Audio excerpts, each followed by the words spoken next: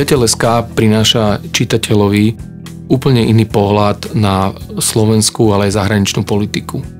Prináša čitateľovi informácie, ktoré sú bez ideologických a bez emocionálnych nánosov, sú zbavené nejakej stranickej argumentácie.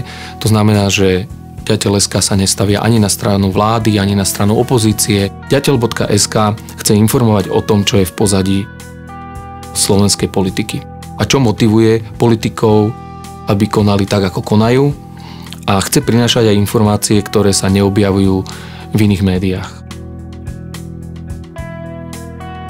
Volám sa Peter Tóth, som bývalý novinár a bývalý spravodajský dôstojník.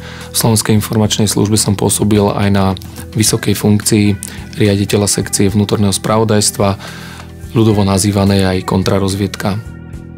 Som zároveň zakladateľom projektu Ďateľ.sk.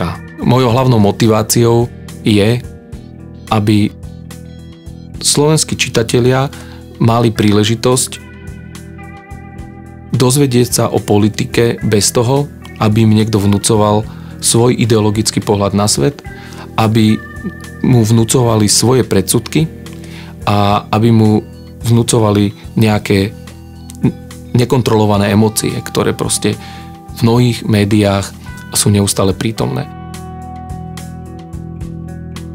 Iné médiá mnohé informácie cenzurujú, pretože im nezapadajú do ich ideologických predsudkov. Ďateľ.sk nemá žiadne ideologické predsudky a preto bude uverejňovať aj také informácie, ktoré si iné médiá z mnohých dôvodov nedovolia publikovať.